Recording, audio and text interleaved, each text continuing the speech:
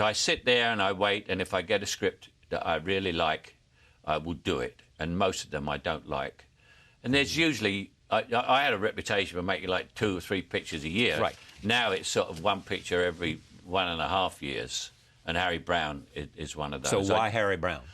Well, for a start, from perfectly actor's point of view, it's a wonderful script and a wonderful part for me. But there was also a social thing in it. It's about what you call in America the projects, right, and the young people who have been sort of left to rot, at least in my country, and I'm sure in yours in some areas, to be left to rot in there and become criminals and drug addicts and drug pushers and everything. And it was about that. And violent. Yeah, and massive violence.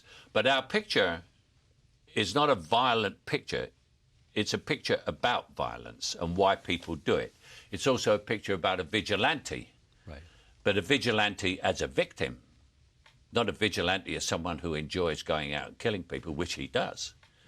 But it's just this old man who's gone into a sort of dementia state driven by the people around him. And you two knew each other way back from your own military careers.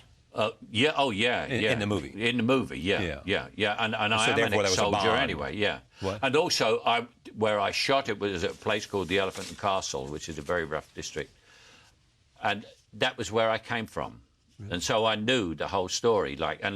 And we would have a lot of the gang boys with us. Some were in the movie. Yeah. And they would be with us at night, and I would sit and talk with them. And they obviously talked with me very differently from where we talk to anyone else, because they would say to me, first of all, they'd say, "Where do you come from?" And I'd say, "About 700 yards over there." Yeah. And they go, next question was always, "How did you get out?" And I always said, "I had a father." Who had a father? Who's got a father? No hands went up. That was the first thing. Breakdown in the family life, you know. I had an education, which was for a working-class English boy grammar school, which is like going to Oxford, going to Harvard or something, you know, in my area. Right. You know, and that was the difference. And I talked to them at great length. I would sit there for hours with them.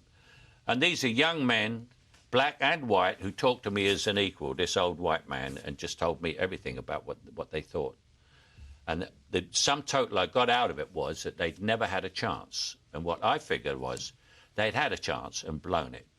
And they all wanted a second chance.